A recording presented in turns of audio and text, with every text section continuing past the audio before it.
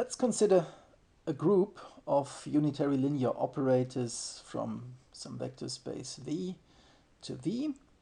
For the moment, a finite group, but later this will generalize. So A is an element, a group element here, a unitary operator.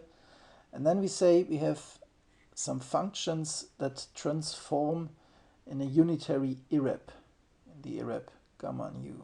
So this means that these functions here are a basis for an irreducible invariant subspace. And if we write down what happens when we apply our operator A to such a basis function, we get a linear combination of the basis functions because we stay in this invariant subspace, and the matrix elements are given by this representation here. And the nu is again a label that labels non-equivalent irreps.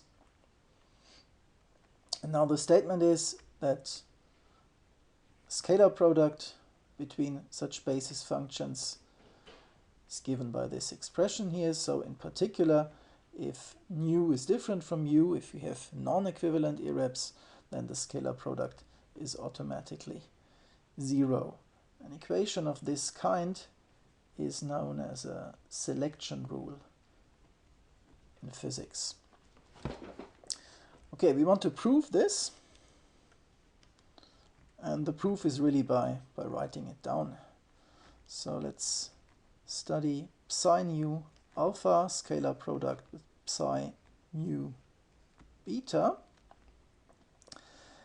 Now our A is a unitary operator, so we can also study A psi nu alpha scalar product with A psi mu beta. And we can do this with any A in our group, and we can average over the whole group. So let's sum over all A in our group and divide by the number of elements, then it's still true.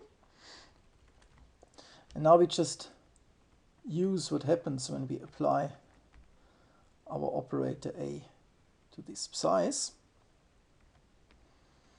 So let's copy 1 over order of the group, sum over all group elements, and now we have a scalar product, let's say gamma from 1 to d nu, psi nu gamma, capital gamma of nu, capital gamma nu of A, matrix element gamma alpha, scalar product with, let's say, sum of gamma prime from 1 to d mu.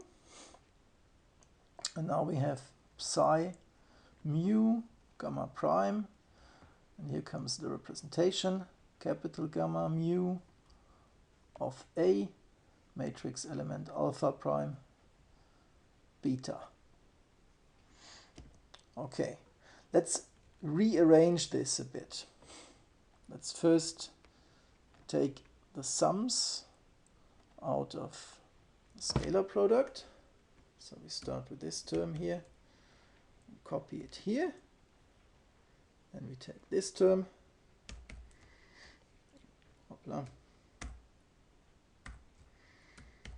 and copy it here, and then maybe let's copy this sum here, including the normalization. So this goes here. And now these matrix elements are just numbers, so we can take them out of the scalar product. First this one goes here, and since this was in the first argument, we need a complex conjugation. And then we take this one and put it here.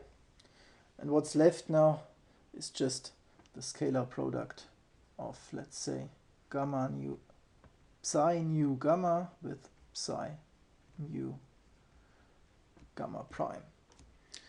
And now we recognize something. This is exactly the orthogonality relation for irreps. So our theorem 6 it was, I think, said that this is just 1 over d nu delta nu mu delta gamma gamma prime delta alpha beta. So if you look up here what we want to show, two of the deltas we want to have, and the remaining delta, this one here, we can just use this in order to do one of the gamma sums. So we are left with what? We are left with, let's say, a delta mu mu, a delta alpha beta, 1 over d mu is equal to d nu now, sum gamma from 1 to d mu, and here we have psi mu gamma psi mu gamma. Okay, and what's this? This last term here is just a number that depends only on mu here. So we call this number C mu, and then we're done, and we've shown the selection rule here.